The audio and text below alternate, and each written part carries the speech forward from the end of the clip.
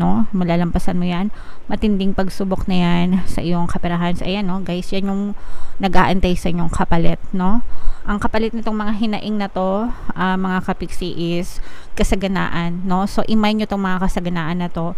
Mapagtatagumpay nyo, ayan, no, sandwich. Ma-overcome nyo to. Ito yung mga hinaing nyo, guys.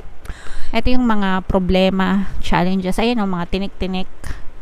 'Di ba? Kita nyo naman, you're bleeding, no? Pag sinabing bleeding, nagdudugo ka dahil sa mga pagsubok, sa mga challenge.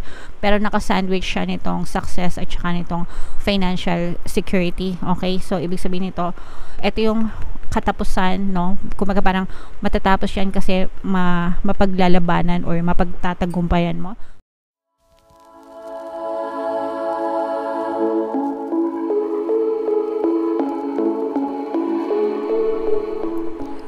Hello guys, hello Scorpio, welcome back to Pinay Pixie Tarot. Ang pamagat ng ating episode for tonight is Money Money Come to Me. Ito yung ating money reading guys para ngayong October para sa Scorpio, Sun, Moon, Rising, Sign, and Venus. Shuffle ko yung cards guys, hanapin ko yung energy ng money at saka yung energy ng Scorpio.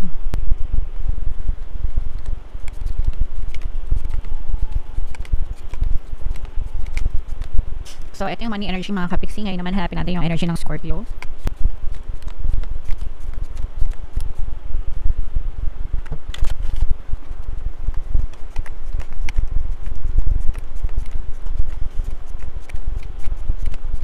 Ito, so Scorpio guys, kayo ay represent ng King of Cups sa ating spread. Ito yung combination guys ng positive and negative energy. General reading lang, pwedeng mag-resonate, pwedeng hindi. Comment down below guys if naka-resonate kayo sa mga messages para sa inyo. Lumabas din yung feminine energy ng Scorpio guys. At saka air sign, Aquarius, Gemini, Libra. So for some of you, maaring may mga ganyan kayong elements sa inyong natal chart mga kapiksi. Guys, sobrang ganda ng energy nyo. For some of you na nakaka-experience kayo ng mga blessings in disguise, earth sign energy, Capricorn, Taurus, Virgo. For some of you guys, parang merong nangyari na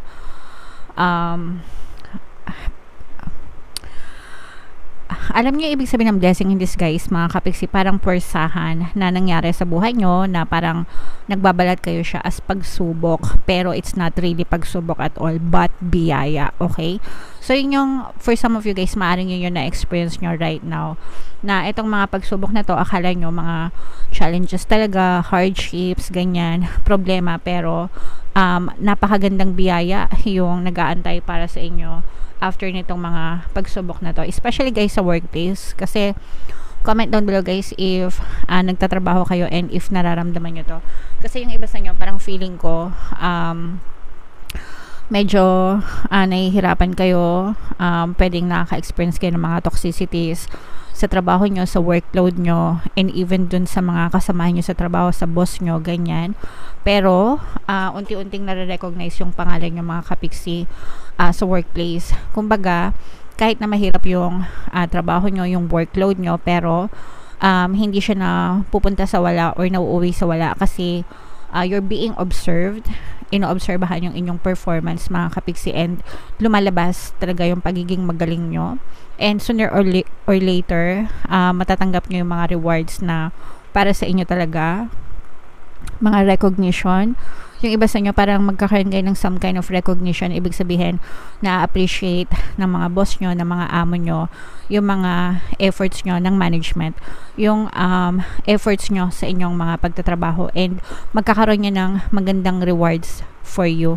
Yung iba sa inyo, maaari kayo magkaroon ng mga incentives, bonuses, di ba?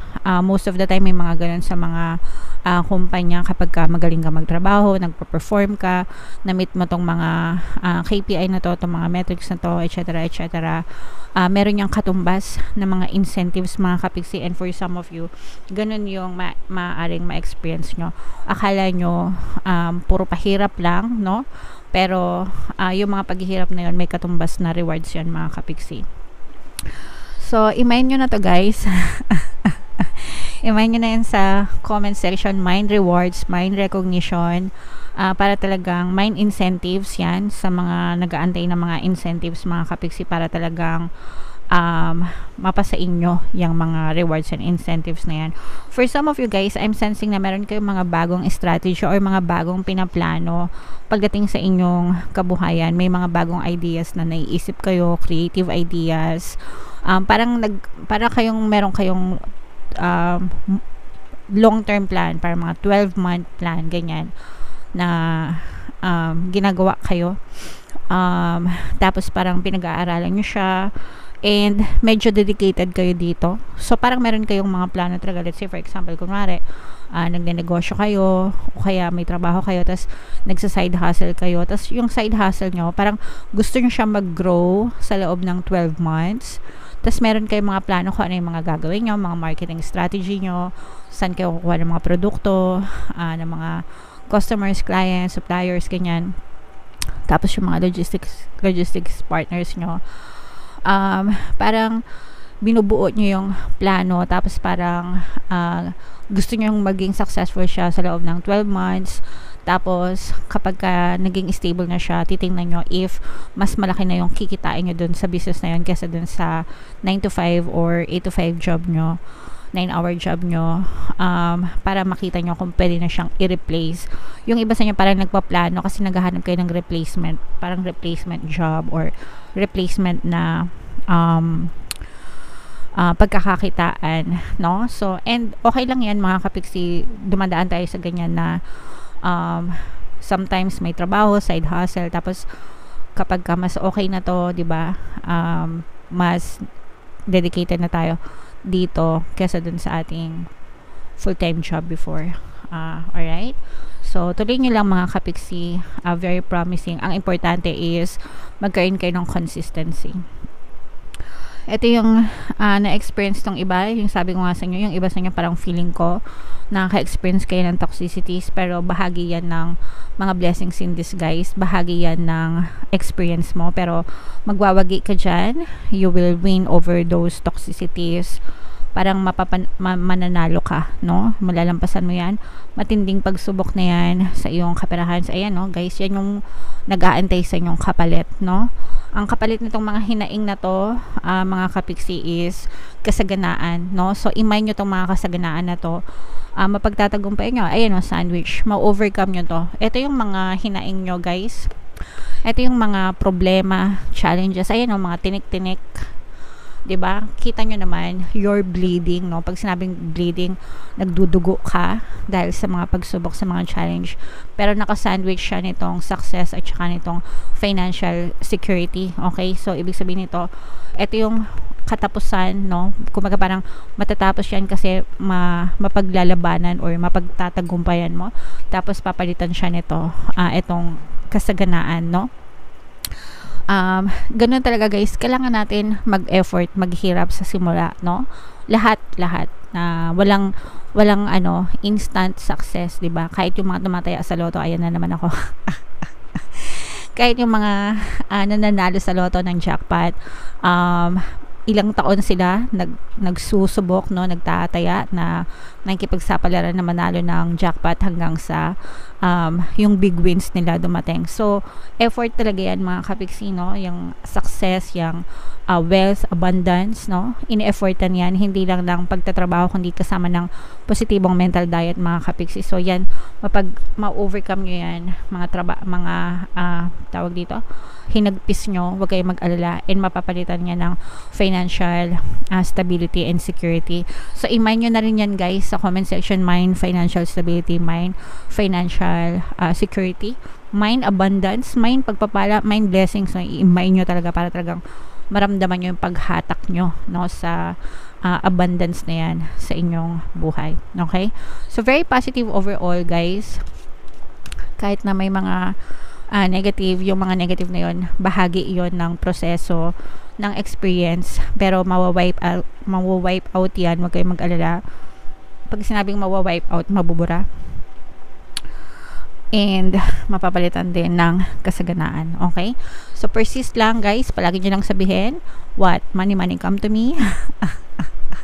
Palagi ako may pera and palagi ako nagkakapera. Yan, yung palagi ko sinishare sa inyo para talagang managana kayo. Okay? So, dito naman guys, ito yung mga money manifesting techniques, no? Share ko sa inyo. Buno tayo ng isa, pero bago yan, sa mga gustong yumaman, panoorin nyo muna tong video natin regarding sa ating paano mag-manifest ng abundance video course. Kapiksi, sawa ka na ba sa mga struggles at hirap sa buhay mo?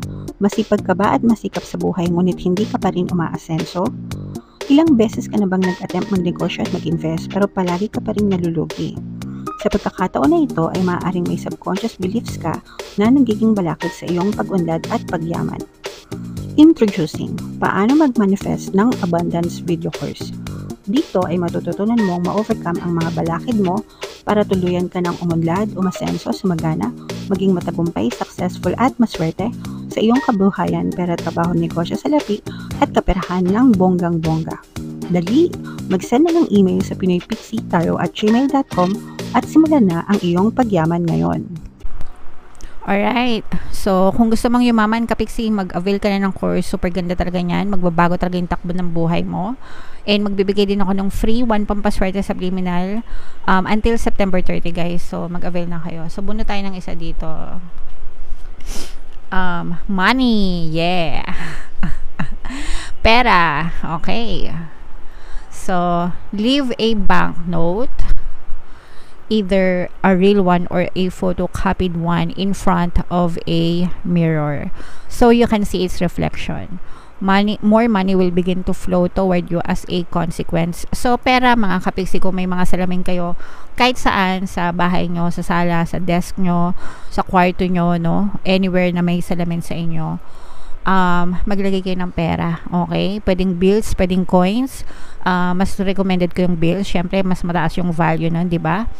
Pwede kahit magkano, 20, 50, meron pa palang 20 bills. 20, 50, 100, 500, 1,000, kahit magkano, sky's the limit, mga kapiksi.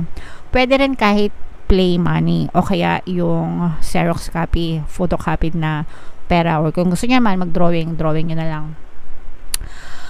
Tapos idikit nyo sa salamin, and as a consequence, kasi yung salamin reflective siya, diba? So pag sinabing reflective, nagre-reflect, dumodoble, and as a consequence, mga kapiksi, more money will come toward you. Okay? So idikit nyo, lagyan nyo na scotch tape. Kung totoong pera, sabihin nyo lang sa mga anak nyo, kung may maliliit kayo, mga anak, wag kupitin, no? Wag kupitin yung pera. Sabihin nyo para yumaman kayo, diba? So, yeah. Subukan nyo, guys. Walang mawawala. Again, kung ayaw nyo ng totoong pera, kahit play money, it doesn't matter. Kahit nga Xerox copy, okay lang. Try nyo, mga kapiksi. Para more money will come to you. But it's your belief that will make it work, mga kapiksi. If you believe that you will have more money by doing so, then definitely it will be reflected back in your reality. Mas makapangyarihan yung power of your thoughts, guys, no? Above anything else that you do in your 3D mindset, guys. Alright? So, yeah. Super positive, Scorpio. Comment down below if nakaresonate kayo sa mga messages for you. Guys, ito yung ating 2024 kapalaran pick a card version. Kung hindi nyo pa napapanood, panoorin nyo na. Super nice, super ganda. And ito naman yung ating success stories ng paano mag-manifest ng abundance video course. Thank you for liking, sharing, and subscribing, mga kapiksi, and see you again next time. I love you all. Have a nice day. Bye-bye.